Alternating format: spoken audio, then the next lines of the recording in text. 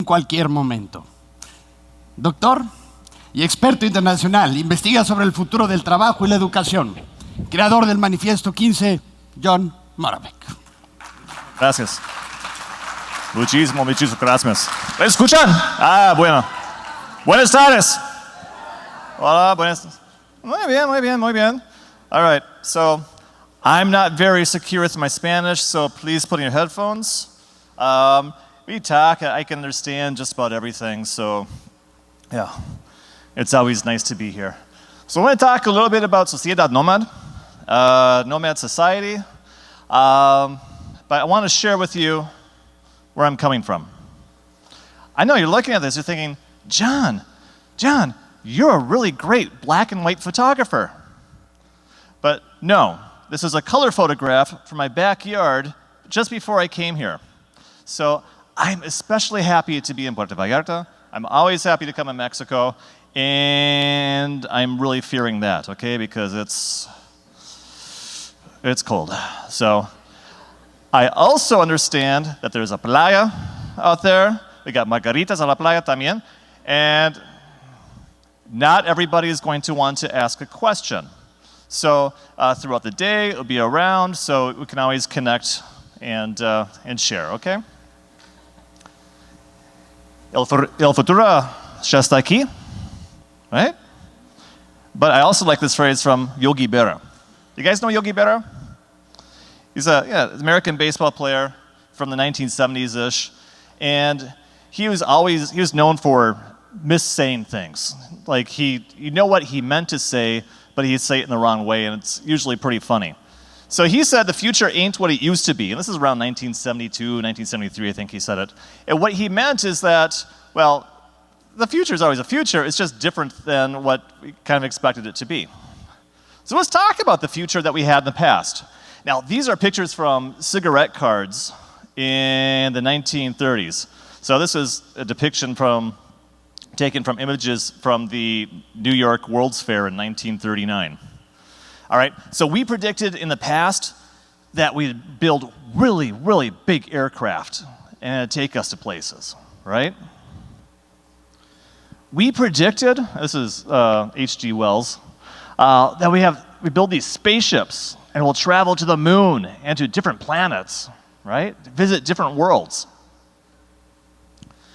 We envisioned that we'd use high energy elements to cure cancer.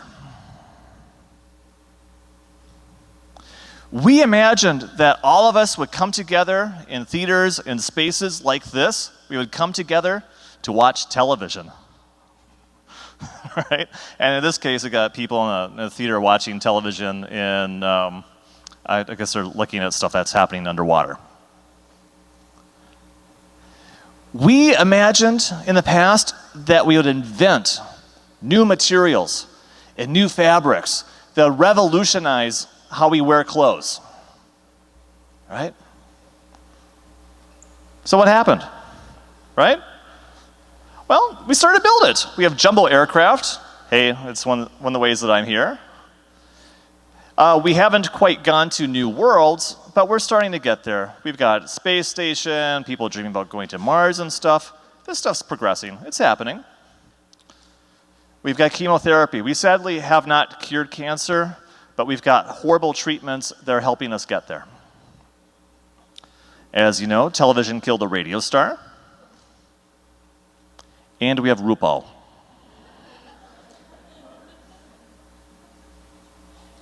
Let's think about it. Why is Rupaul important? Because he transforms? Maybe. Rupaul is a product of our technology. Rupaul cannot exist if it were not for artificial fibers, right? You cannot get these colors. You cannot get the shapes. You cannot get the forms. And so this is, I think, a very important reminder that what happens with technology also influences our culture, and vice versa. There seems to be a cycle that they require each other. So what big changes do you think the future will bring to our schools as we look forward? All right, how many people here on Twitter? All right, looks like the front corner's on Twitter, or more people in back. And Facebook? All right, and then back there, Facebook. Interesting split. That never ever happens. All right, so post your ideas on there. Use that hashtag. Use Nomads hashtag. And just kind of post your ideas. You don't need to do it now. You could do it later. You could do it later this afternoon. But what do you think the big changes are going to be for education, especially as educational leaders we're very much concerned about our schools, okay? So I'm going to share a little bit of my take on it, okay? I'm not going to pretend to have the best answers. I'm not going to pretend to have the best solutions. This is kind of, doing investigations, my take on where things are going. And it results in this ugly, ugly, ugly chart, which I apologize about, okay? And I use ugly language, 1.0, 2.0, 3.0, Nomadic, because that's how we initially wrote it in our book, Aprendizaje Invisible, in 2011, which is a long time ago, and the dot zeros were all cool. But I think the dot zeroization of everything is kind of ruining the world, but anyhow, we have it. Now we've got the 1.0 world, which really represents the industrial paradigm. This was the world that emerged after World War II. The 2.0 is what started to emerge in the 1960s and the 1970s. In fact, these two columns of the 1.0 and the 2.0 are based on the work of Peter Schwartz and James Ogilvy, who were researchers at SRI, Stanford Research Institute. This is around 1977, 1979-ish. They were given a couple $1 million just to figure out what's going on in the world. I mean, that's like dream research. And so they created this old and emergent paradigm.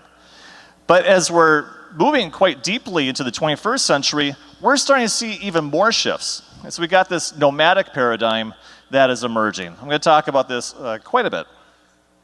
So we've got fundamental relationships that used to be very simple and easy to define to ones that are becoming much more complex and creative. And I like to use the word technological to mean that the systems are becoming so complex in themselves that they create their own goals. Raul, yesterday, talked about chaotia, the blend of chaos and order. These are that sort of complex systems that we're getting. Our conceptualizations of order used to be very hierarchic.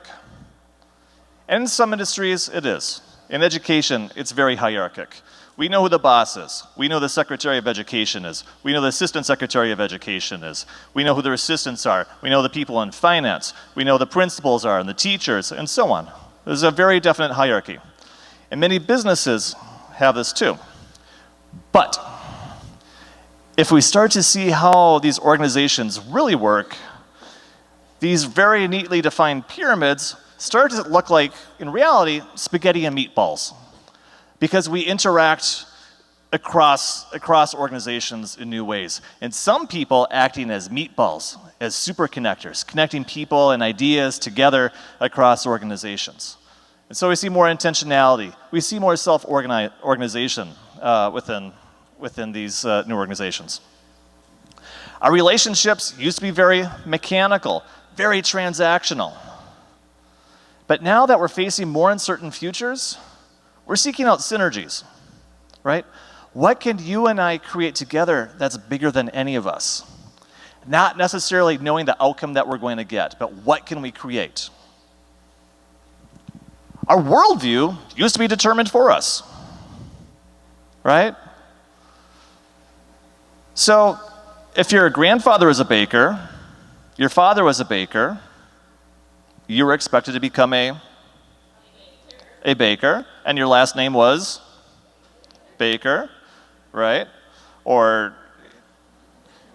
if you're your grandfather's a publisher, and your daddy is a publisher, and you're expected to become a publisher, your last name would have been Bookman, right? So, yeah, eso también. I mean, that's just kind of how it was. But now, a lot of these careers are changing. We don't need so many bakers anymore. Some are absolutely disappearing. And so where I live in Minneapolis, it's actually becoming trendy for young people to design their own new last names when they get married, right? Reinvention, because keeping these these elements of the past are no longer as important. Causality is moving from being very linear to anti-causal. So what I mean by that, in linear time, this is like when I was growing up in the 1980s, I was a paper boy. So I delivered newspapers to houses. So I was following the news. And it went so much slower. Every day I could tell what's going on. A, cause B, cause C, cause D, right? Now change is happening so fast, it seems anti-causal. We can't quite tell what's going on. It looks like B is causing A, which is causing N, which is also causing A, which is causing W. Now we've got Donald Trump, right? And we got AMLO. How did this happen? Right? How did we get here, right? Change, likewise, used to be a lot slower. Very assembly. We can go method. We do step A, step B, step C. Now we're seeing that because the world's changing so fast, many organizations are just rebooting. They're reinventing themselves. We call this creative destruction. Reality used to be very objective, right? Reality used to be determined for us before. But now it's becoming much more contextual. How do you see the world? How do you see yourself in the world? And of course, now the world is much more globalized than it is local. And part of that is, hi, I'm here. It's nice to join you, have conversations. Now there's one more thing that's really impacting as we look at the future. And this is an old idea. How many people have heard of the technological singularity? Just get an idea. The people in the Twitter corner, I see. Okay. It's kind of an older idea, and it's becoming not so popular anymore, but I think that in the purpose of education, I think that this is important for us to consider. So the technological singularity is really looking at the exponential rate of change for technologies. You can look at it in terms of computational power. You can think about it in terms of how much information that we produce. But there's this correlation, though, a very strong correlation of technological change and social change. And we're in an era where all of history before, the rate of change was kind of slow. It was kind of progressive. It was kind of predictable. But now we're hitting this sort of inflection point where that curve is starting to head towards the ceiling, right? From a human perspective, to us, it kind of seems like change is happening simultaneous, right? Happening instantaneously. This is also kind of like the limit, we're hitting the limits of our imagination. When change happens so fast, we cannot imagine what's going to happen next. And for those of us who lead schools, this creates some big problems because we have to create kids and outputs that are going to lead tomorrow. How do we ensure that these kids have the skills and competencies that they need to be successful in the future? It's a big problem. So I'm going to share some of my takes on this. All right? I like to say the future belongs to nerds, geeks, makers, dreamers, and nomads. And nomads is a word that I made up, so I'll explain it a little bit here. Nomads are creative, imaginative, innovative individuals who can work just about any time, anywhere, and with almost anybody. Now, nomads, we talked about the breakdown of hierarchy and the use of context. How do you see the world? How do you see yourself in the world? Nomads contextualize what they know in their individual level knowledge, individual level skills, what makes each of us unique into application. And when we wrote the book Nomad Society in 2013, we projected that by this year, about 45% of the Western workforce will be nomadic, right? And to go quite broadly, nomads could include contract workers or people working second gigs or Uber drivers sometimes, but it's really people who are creating new value within organizations, kind of working out their predefined roles and adding value. I think that we've all been in meetings and had conversations where we look around and just ask ourselves the question, would this conversation be any different if I wasn't here?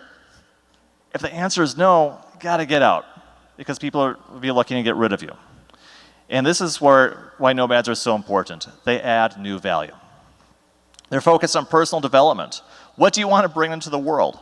They're futures oriented, right? Because we're building new things. Prepare for accelerating technological, social, and economic change. And key for education is that we as educators, we need to enable agency and self-efficacy. I'm going to talk about that a bit more, okay? In just a little bit. So nomads could really be anybody at any age. They could be kids, they could be adults, they could be retired people. They thrive in flat networks, right? We connect person to person, we connect one-to-one. Nomads unlearn as much as they learn and relearn, right? Because we're learning continuously. Nomads use new technologies purposively. It's not just because we think that we need to have the coolest phones or the latest stuff, but because we have an idea of precisely what we want to do with it and finding new contexts. They contextualize their individual knowledge for problem solving. As I said before, they learn continuously. And this learning can happen tacitly and explicitly. So explicit learning is like what we can get out of reading a book. Tacit learning is really learning by doing, like riding a bicycle. I could write 5 volumes on how to ride a bicycle. You could take tests on it, but until you actually go on and ride a bicycle, you're not going to learn how to do it. Now we combine this tacit and explicit knowledge. That's personal knowledge, and that's what makes us unique as human beings at an individual level. Nomads love to collaborate. They invite sharing and openness. And most importantly, they're not afraid of failure. Because failing is one of the best ways that we learn. Now the thing for us as educators is that we make it safe so that we do not all become failures, right? It's okay to fail, but it's not okay for us to become failures. So what is a nomadic school? If we're looking at a school that's facing the future, nomad schools facilitate creativity, facilitating innovation. Nomadic schools empower all stakeholders, okay? That means that teachers are empowered, students are empowered, parents are empowered, right? Because our communities need to learn and grow just as much as anybody else. They build relationships. They enable serendipity, not knowing what the outcome's going to be. Enable design so we could build these futures. They adapt to change, they react to change, and they pre-act because they're thinking about the future and where they want to go. They're agile, they're capable of reinvention. They craft applications and solutions that are unique for the communities that they serve. And also, they don't live under a rock. They engage the world, right? So I wrote a book about this in 2013. It's called Nomad Society. It is a free download, so you can get it off of Google Books, or you can get it from our website, so you can Google for that. If you want to read in Russian, Tomsk State University published a Russian version, and there's now a German version.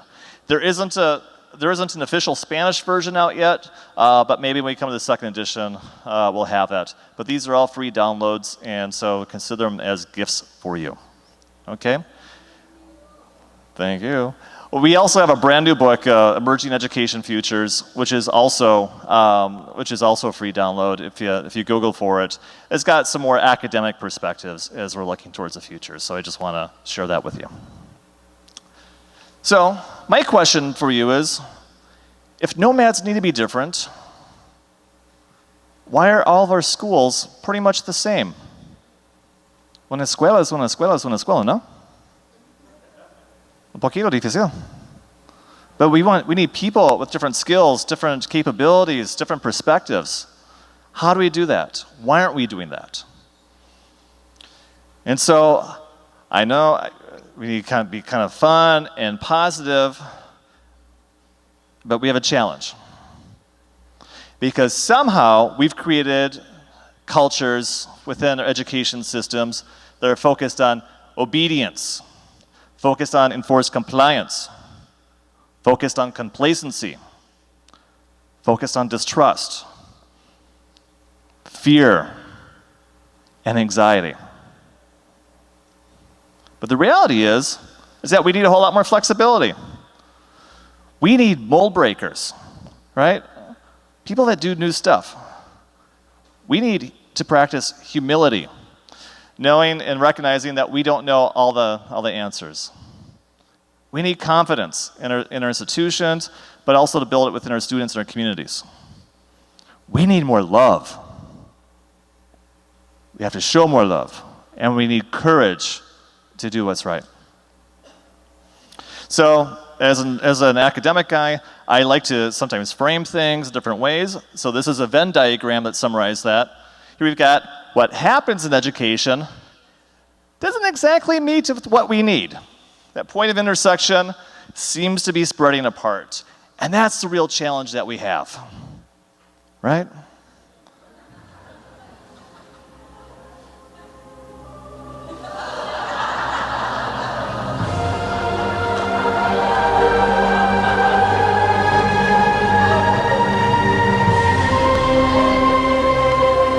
Necesitamos un milagro. Muy bien. Gracias.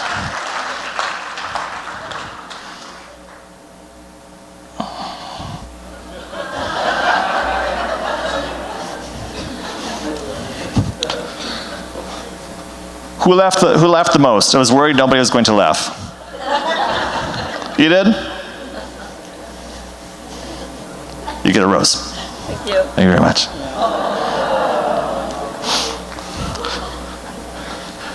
So we've got red roses, not white roses, because we're human, we're not gods. But we still have to create these solutions, okay?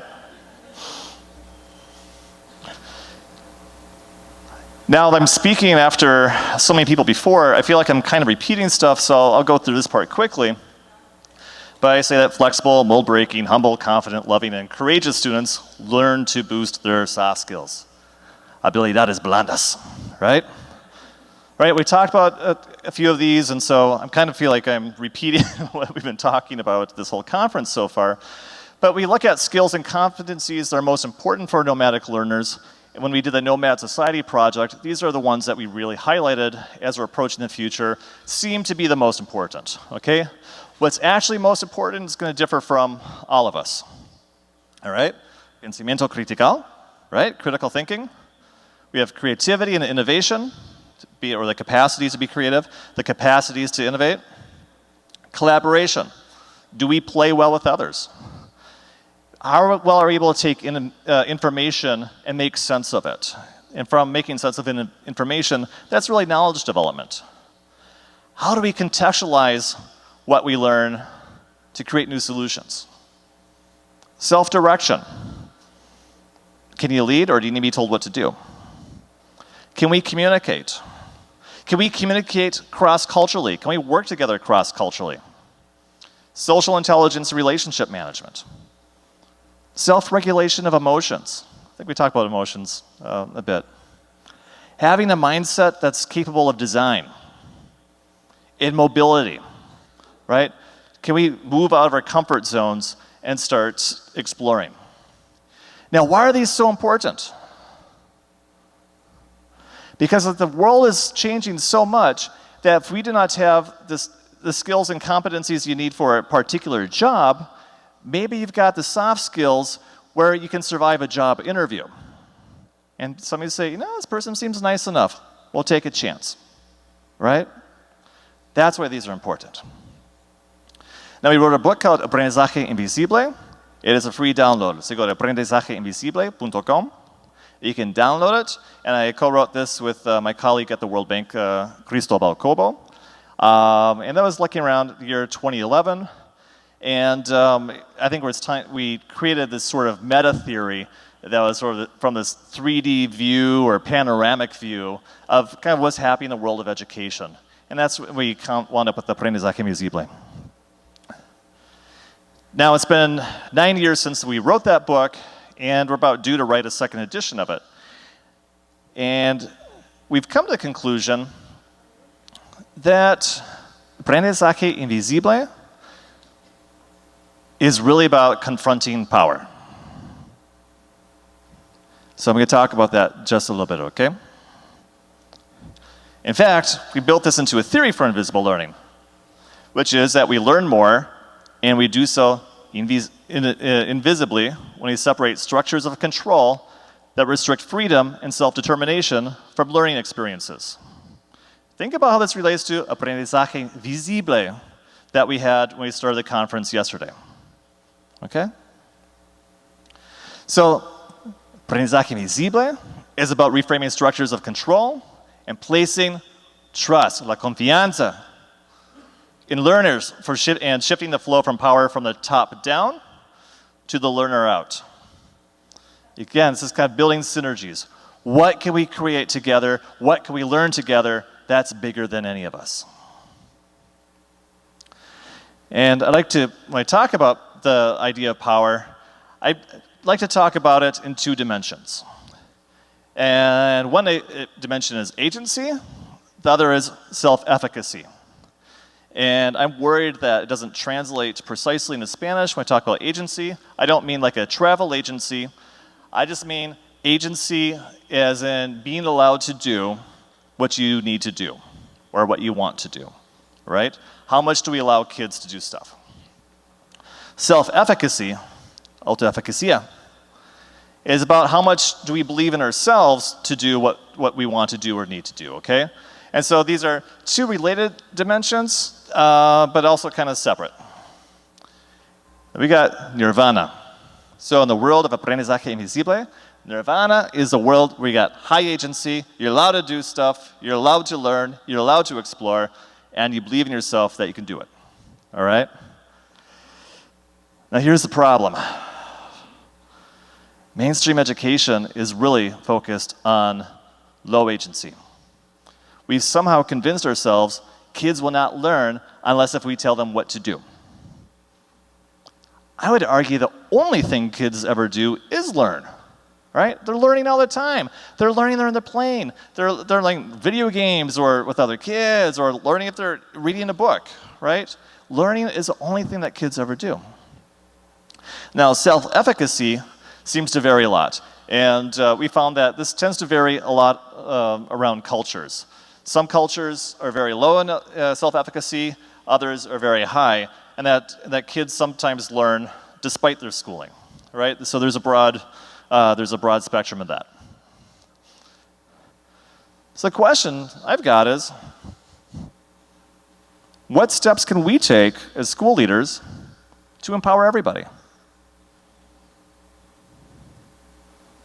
Think about it, because I have more roses for you. All right? And you can even start posting some of your ideas on Twitter or Facebook. I'm going to follow the hashtags when we're out in the playa con margaritas and have more responses or in-person conversations too, okay? But what can we as school leaders do to enable greater agency and self-efficacy? Okay? There's hope. There's hope out there. So I'm going to share some ideas that inspire me. And some of these are counterintuitive, and I'm still struggling with them, okay? All right, so I'll give you that. But these are things to think about. But first of all, we need to set the framework for how we're looking at this. Because aprendizaje invisible fills that space between formal, non-formal, informal, and serendipitous approaches to learning. Sometimes you just stumble across things and learn. And that most of what we learn is not visible. And we don't know what the amount is between invisible versus visible learning, but John Seeley Brown guesstimates that the ratio is about 1 in 6 things we learn is actually visible, right?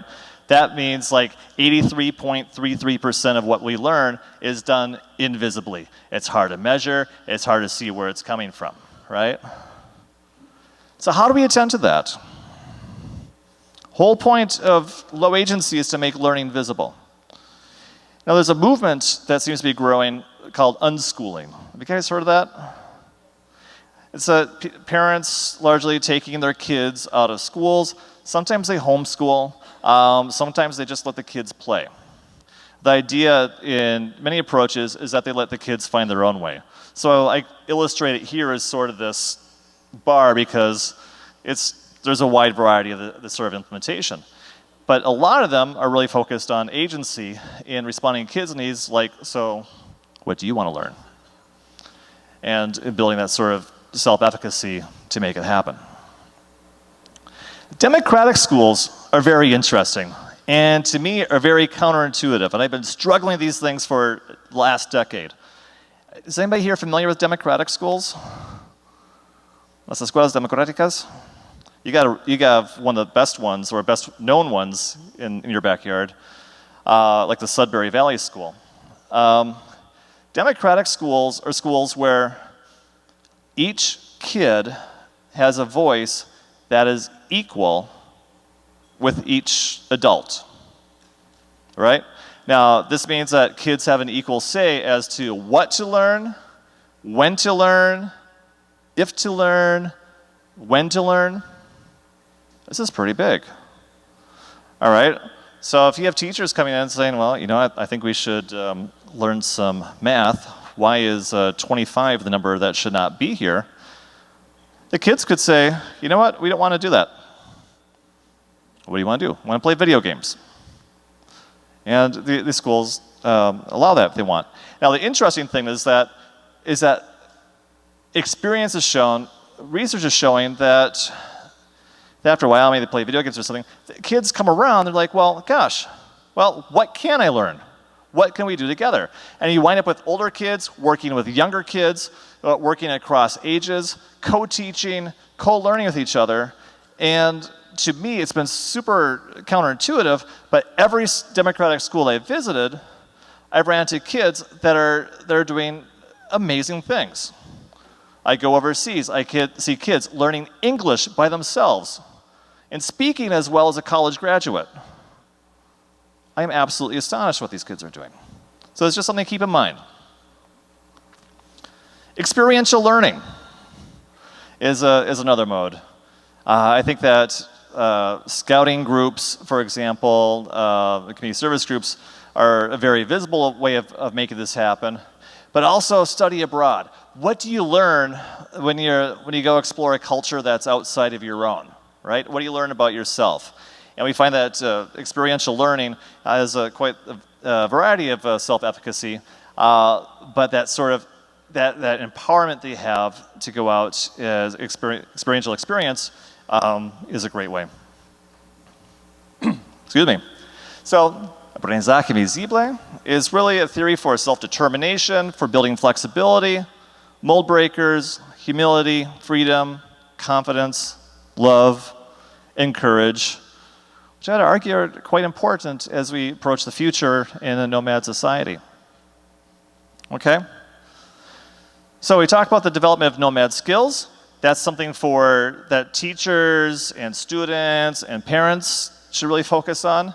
We looked at new structures for schooling, which is something that as school leaders, something that we should consider. Now for governments, this is important. Don't value what we measure what we value, right? And I think that that also means that we need to be bold. We have to set higher goals and higher expectations. Too often, we set expectations too low for ourselves and each other, that when we're talking about creating change, we have initiatives for change, nothing really happens. It's time for our governments to be really bold and start to shoot for the moon, as we would say in English. So let me check in.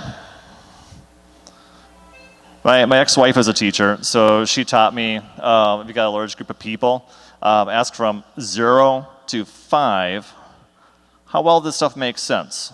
So show me a fist if none of this makes any sense to you, and show me 5 fingers if this makes total sense to you, and for everything in between, just the number of fingers that you have, right? So how are we doing? We got 5, 5, 5, 5. Somebody's giving me a middle finger? No. No, no, no, no, no, no, no, no, no. All right, very good. Well, on that then, I think that we could kind of wrap up here and kind of move to some questions then.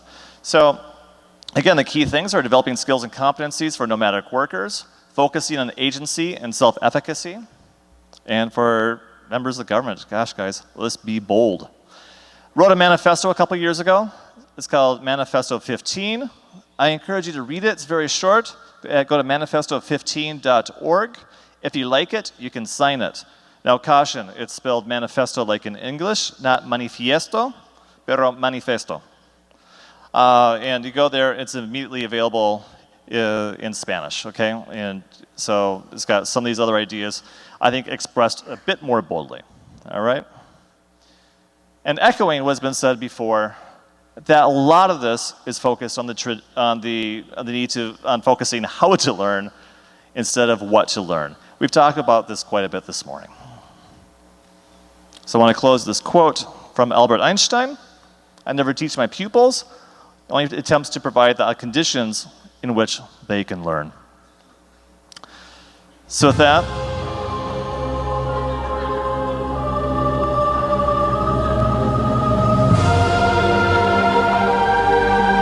indeed, the miracle's in our hands. La brisa, it's really up to all of us. So we've got, I think, a couple minutes for questions. So how are we doing? And I got more roses too.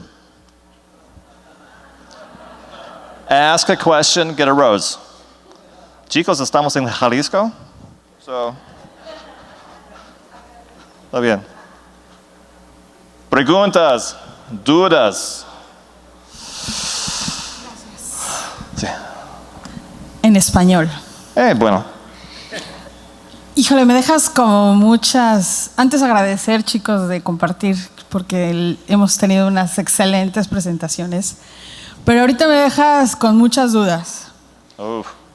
Porque me complicas, ¿no? ¿Qué aprender? ¿Qué enseñar? De pronto nos buscamos el método más fácil o el que nos dé más objetivos. Sabemos como escuelas hacia dónde queremos ir y qué queremos hacer. Y de pronto ahorita me dices, ¿qué enseñar?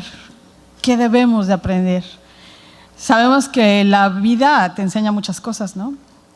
Cuando salimos de la universidad sentimos que somos súper capaces de hacer 1000 cosas y te das cuenta de que todos tus autores los tienes enfrascados y que lo sabes perfecto, pero en la vida no es así. La vida te enfrenta a otras cosas. Y ahorita hablaste de tecnología, que tenemos que estar al pendiente y que los niños ahora tienen que aprender a socializar.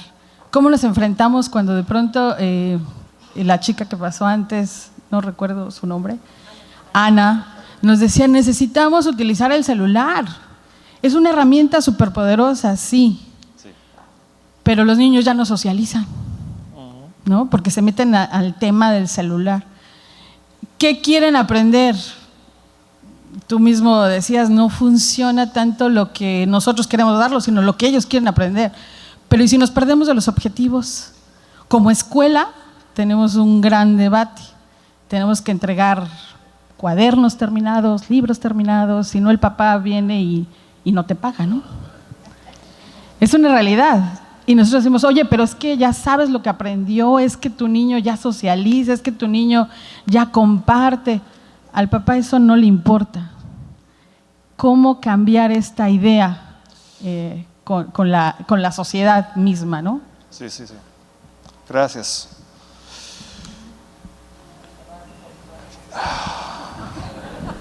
Una rosa.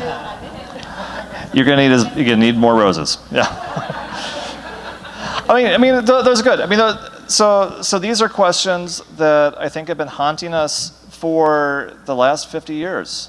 I think today a lot of teachers are worried about sailors in schools. Before, people were worried about books. People were worried about radio and the impacts they're having on kids and these other distractions.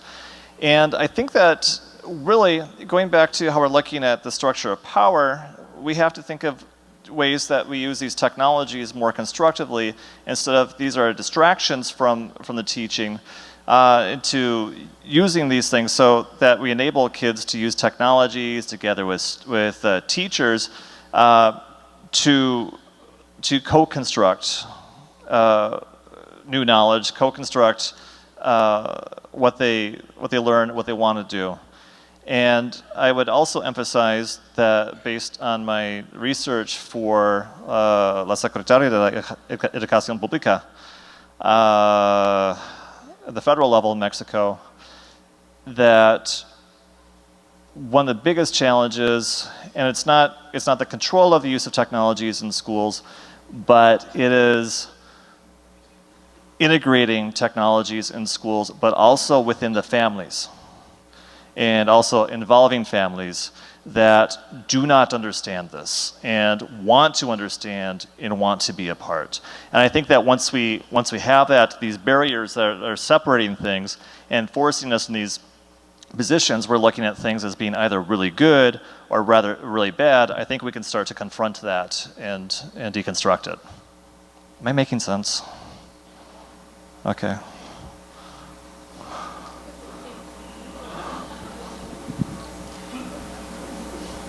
Más dudas?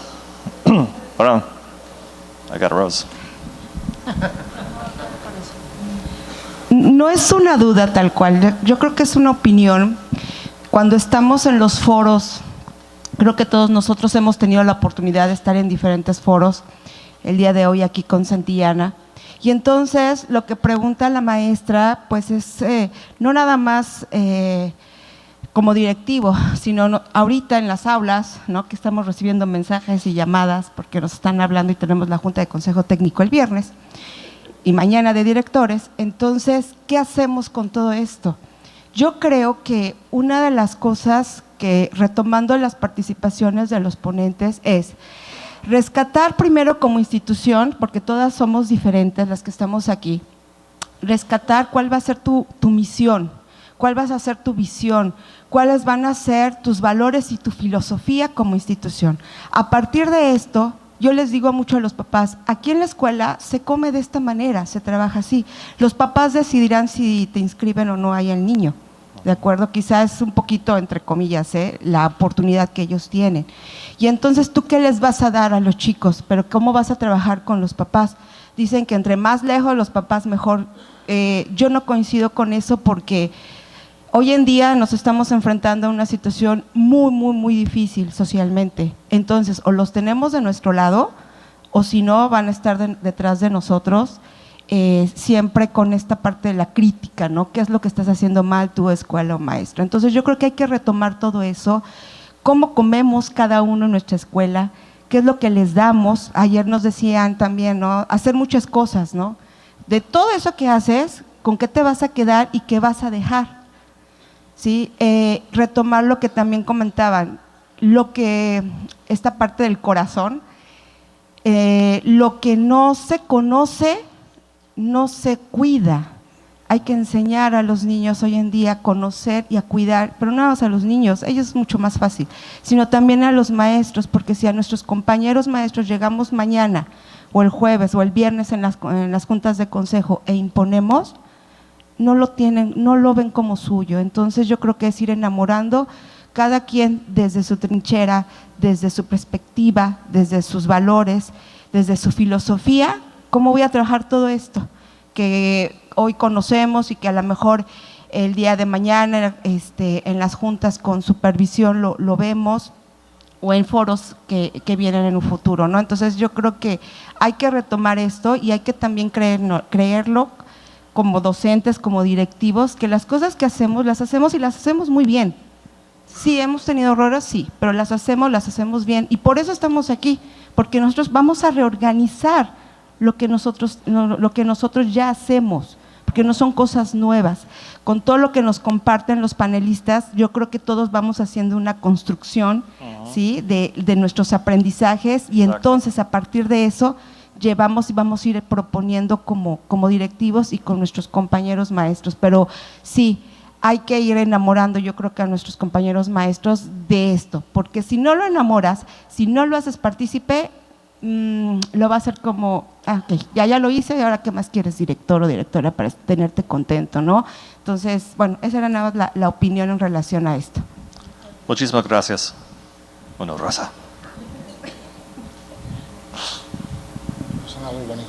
All right.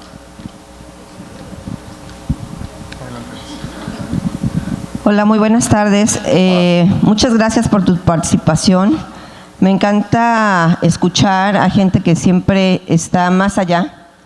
Realmente creo, yo soy partidaria de siempre estar en movimiento. El ser humano es cambiante y creo que siempre debemos, como la palabra que tú inventaste de Nomads, ir más allá, inventar, arriesgar. Dicen que el que no arriesga no gana. Entonces, sí, no es fácil, pero no imposible. Realmente creo que la sociedad, o bueno, los maestros y directivos a veces, es como que el miedo y la incertidumbre de saber qué va a pasar si haces cambios internos en tu estructura o en los chicos con los que trabajamos, pero todos somos seres humanos. Y a fin de cuentas, sí considero que el trabajar, como decías tú, desde el saber qué es lo que tiene que aprender el chico y cómo lo tiene que aprender, es capacitarnos nosotros, también ver nosotros cómo debemos de enseñar para que eso se dé. Y no creo que sea tan difícil, pero estamos como que desconectados muchas veces de la emocionalidad, ¿no? Sí. Entonces, sí considero que sí debemos de adentrarnos un poquito más en qué somos como seres humanos y a dónde queremos llegar para hacerlo. Y hay que arriesgarnos, no hay de otra, ¿no? Así como antes teníamos miedo a meternos al rollo de las TICs, ¿no? Y poco a poco, también con apoyo de todos ustedes, hemos ido adentrándonos a esas cosas, pues bueno, todo es cambio. Entonces, yo te agradezco mucho que nos vuelvas a recordar que tenemos que ir en ese camino y que creo que sí es sano si sabemos usarlo adecuadamente. Gracias. Gracias, vos. I would want to add to that, and I think a lot of others have been talking about this too, is that there's a need for this sort of change in mindset, and that we're always learning, that we can always learn, that there isn't a start point and an end point for learning, for development, and for changing. And so we need to change the mindset that we have. And that's also, I think, a very important role for schools to focus on as well, is having this mindset, communicating it, and the benefits. And it's a challenge. It's a challenge for all of us. It's a big change. I have one more rose.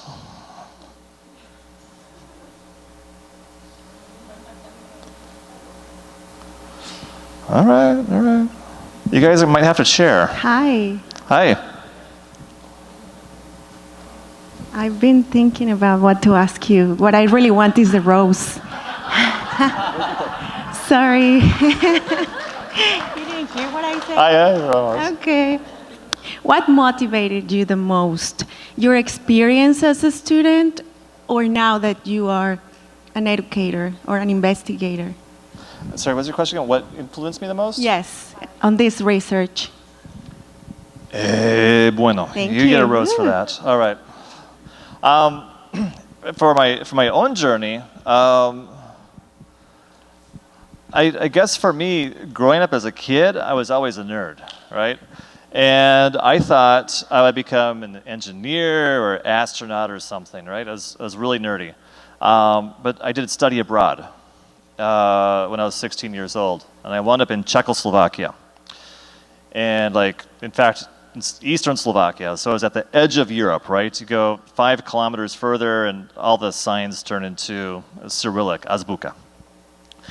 And I was out in the middle of nowhere. It's right after the fall of the Iron Curtain. And I became much more interested in human systems than these machine systems or mechanical systems, because we're much more complex. And intercultural senses are much more complex, how we think differently. So I really got interested in that. Then I wound up in business. I didn't like business at all. So to make myself feel better. I got a PhD in this sort of area. And then just been researching, because it's like with human systems and the changes that we have, what makes us successful, how do we interact, and it's going from this really stemming originally from an intercultural approach, and somehow going from the intercultural to the future.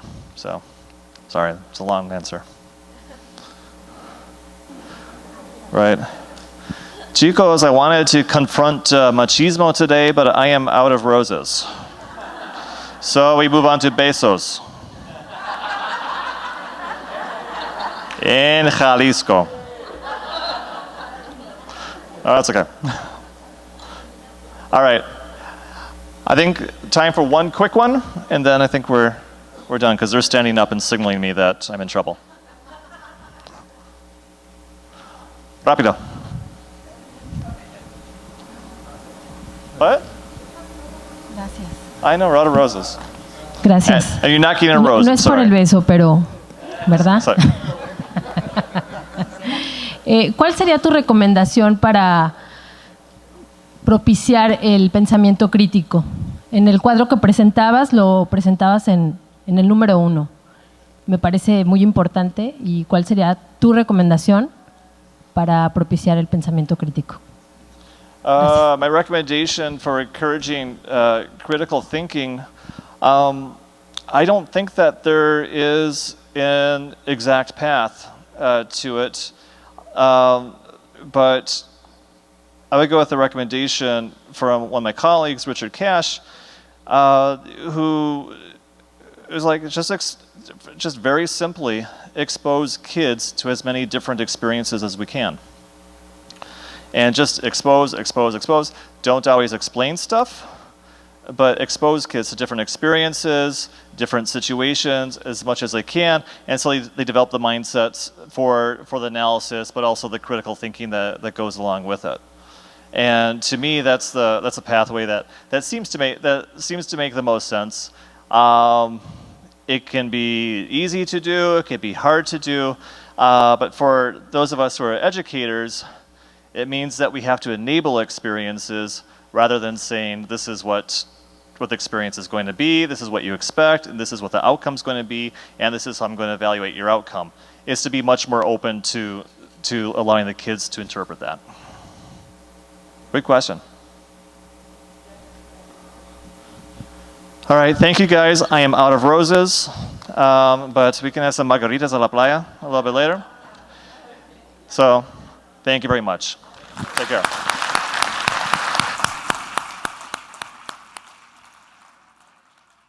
Y bueno, queridos amigos, los invitamos a otro descansito, por favor. Y recuerden regresar los aparatos